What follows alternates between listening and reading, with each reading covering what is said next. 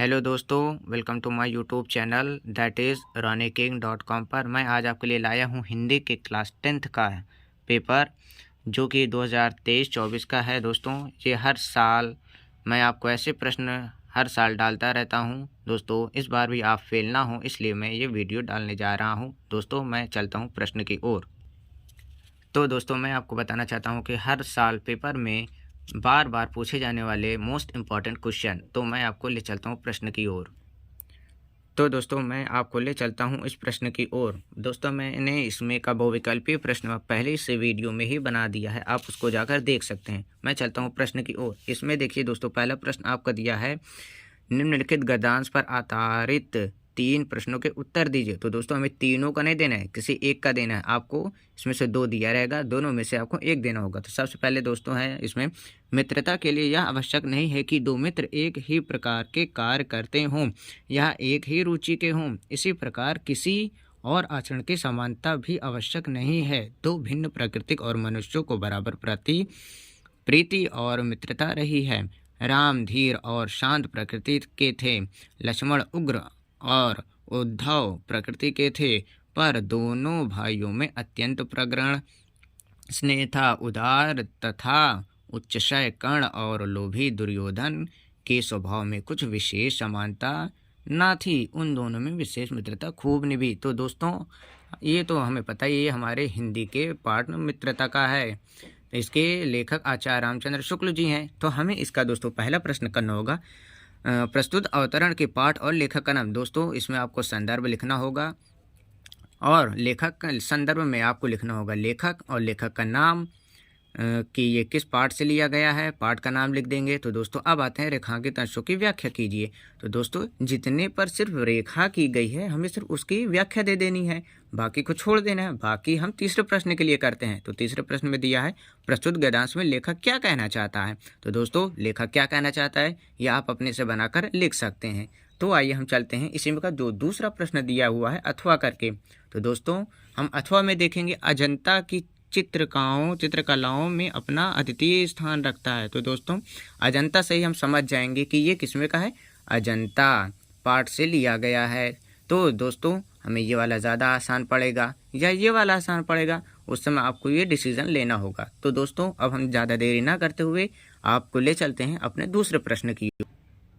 तो दोस्तों, हम आते हैं अपने दूसरे प्रश्न की ओर। दिए गए गद्यांश पर आधारित 3 प्रश्नों के उत्तर दीजिए। तो दोस्तों, निर्गुण कौन देश को बासी, यहाँ से मैं अभिलाषी, यहाँ तक आपका दोस्तों आ गया। अब इसको हम या इसका उत्तर दे देंगे। दिया गया उपरोक्त गद्यांश का संदर्भ लिखिए, संदर्भ में पाठ, लेसन का नाम और इसके कवि कौन है। दोस्तों, गद्य में लेखक होते हैं और काव्य में कवि होते हैं, ठीक है। अब चलते हैं हम हमारे इसके दूसरे प्रश्न की ओर। चींटी को देखा। दोस्तों, या तो चींटू को देखा व सरल विरल काली रेखा, ये भी आपका बहुत ही अच्छा प्रश्न शानदार दिया गया है। दोस्तों, आपका हर प्रतिवर्ष ये प्रश्न जरूर पूछा जाता है, तो इसको आप अच्छे से पढ़ के जाइएगा। तो दोस्तों, अब मैं चलता हूँ अपने दूसरे प्रश्न की ओर। दिए गए संस्कृत गद्यांश का संदर्भ हिंदी में अनुवाद कीजिए। वाराणसी सुख्यात प्राचीन नगरी, यहीं से हम समझ लेंगे दोस्तों कि ये वाराणसी पाठ में से लिया गया है, तो हमें इसका हिंदी में अनुवाद कर देंगे। हिंदी में अनुवाद करते ही आपको 5 नंबर मिल जाएंगे। इसका संदर्भ भी लिखना है दोस्तों कि ये किस पाठ से लिया गया है। या फिर दोस्तों, आप ये कर सकते हैं, इसकी या तो आप अनुवाद कर दीजिए या आप इसका अनुवाद कर दीजिए। अब हम चलते हैं अपने 5वें प्रश्न की ओर।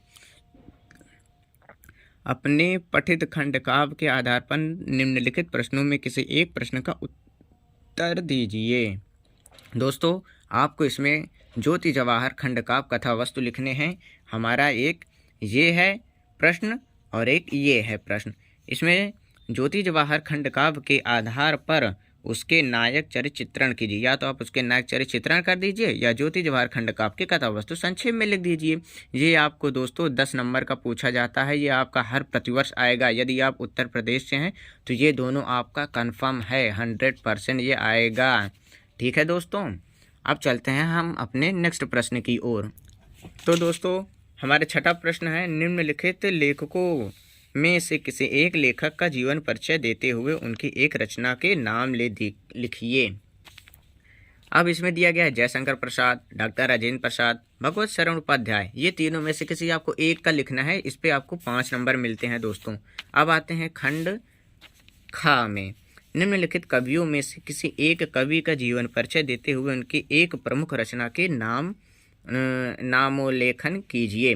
तुलसीदास, महादेवी वर्मा और नाम नरेश त्रिपाठी। ये तुलसीदास दोस्तों, ये तुलसीदास और हर साल पूछे जाते हैं। तुलसीदास और महादेवी वर्मा ये हर प्रतिवर्ष पूछे जाते हैं। इन तीनों में से किसी एक का जीवन परिचय आपको देना है। अब चलते हैं हमारे अगले प्रश्न की ओर। अपनी पाठ्य पुस्तक से कंठस्थ किया हुआ कोई एक श्लोक लिखिए। दोस्तों हमें इसमें 4 लाइन का कोई श्लोक लिखना है जो कि आपको याद हो अपने पाठ्य पुस्तक से, ठीक है। ये हर प्रतिवर्ष पूछे जाते हैं दोस्तों, ये भी आपका बहुत ही इंपॉर्टेंट है। अब आते हैं निम्नलिखित प्रश्नों में किसी 2 प्रश्नों का उत्तर संस्कृत में दीजिए। तो दोस्तों आपको ये 4 ऑप्शन दिए रहेंगे। इन चारों में से आपको किसी 2 प्रश्नों के उत्तर देने होंगे। अब चलते हैं हमारे 9वें प्रश्न की ओर। निम्नलिखित में से किसी